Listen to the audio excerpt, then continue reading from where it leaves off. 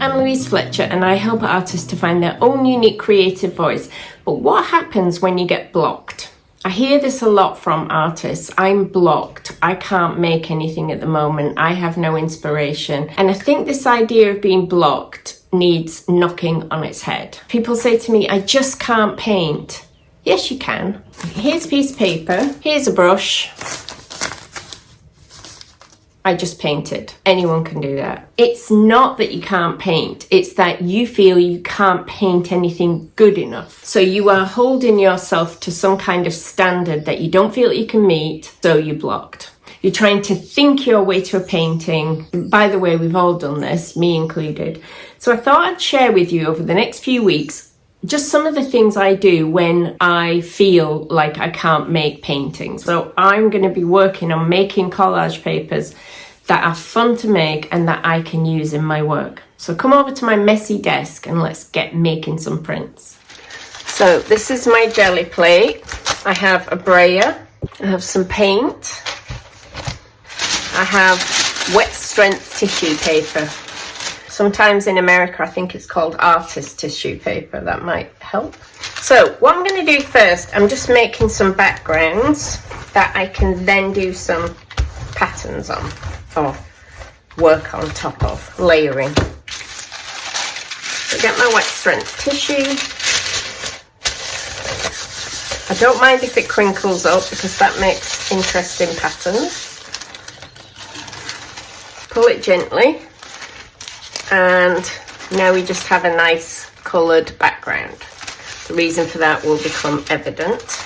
I also have some things here that were prints that didn't really work out. I don't really like how they turned out, or that's just a plain one.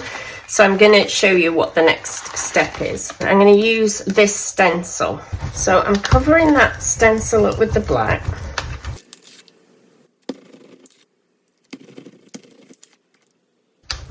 And I'm not matching the patterns perfectly. In fact, I'm going to do a little bit there that's messed up because I want that grungy look, not the neat look. So now I'm going to take my orange piece of paper.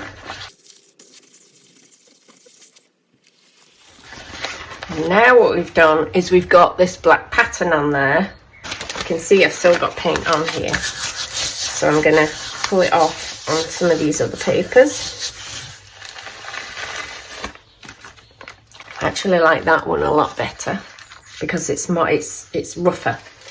Now here's the orange piece that I made at the beginning. I'm going to cover all this with black paint, then put some shapes into that black paint.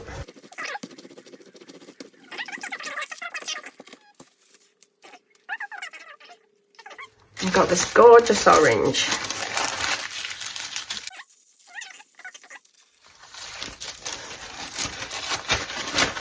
Look at that. I love that.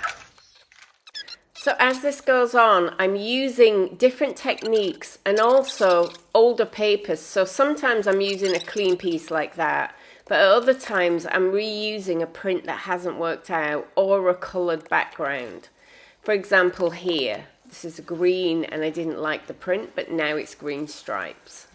That was orange and now I've added black stripes to it. It's this layering technique that is so much fun.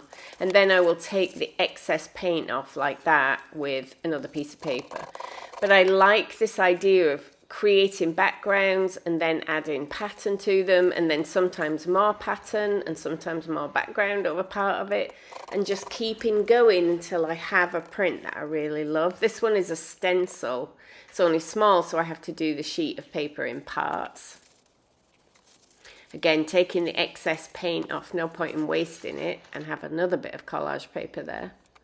Here's just making patterns with a brush and then putting those onto an existing print. Then using up that same paint on a clean sheet of paper. I really enjoyed this one. This is just a pen off my desk. I was pushing in with the end of the pen. And then look at this beautiful pattern it gave. Really will be doing that one again. You can use all sorts of things that you find lying around. That's the same pattern on a coloured sheet. writing numbers in. Anything you write in like this will come out backwards, of course. There are techniques to make it go the right way around, but I was just looking for interesting shapes, really, that can be collaged onto a painting. One of my favorites is circles, and here on an orange background, look what that green does. If you choose colors you know go well together, they're going to make beautiful prints. I'm still with that dark green. And again on an orange background. Sorry, I didn't leave that one for you to see. And then taking the remnants off. They call this a ghost print when it's just what's left. It's always worth taking that extra paint off. Now a great big brush that I have, I was just making splodges, and this is over top of a failed print. I'll probably work on that one again. But it's this layering process that's so much fun, I think. Now I was just taking a stencil and practicing a couple of different ways. So here it's almost like rubbing. Here I'm taking the stencil off and then removing the paint that's left, and I like that.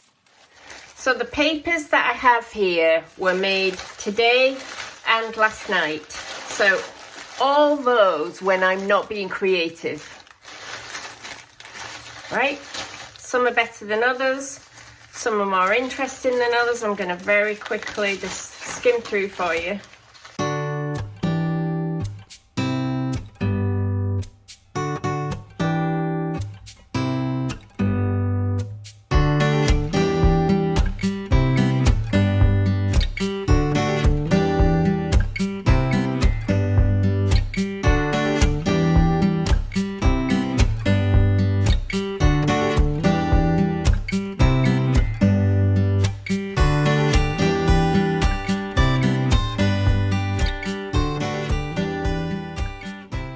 And I tell you what, I feel so much better for it. Like, if my choice was to sit around feeling bad for myself because I've lost my creativity and telling myself that I'm useless and I'll never make anything good again, or sit here playing like a child with paint, making lovely prints, I know which one I choose. I'll be back next week with something else you can do if you are feeling blocked. But I hope this is at least giving you a little kick up the pants to say you don't have to stay making nothing just because you can't make a great work of art. See you next time.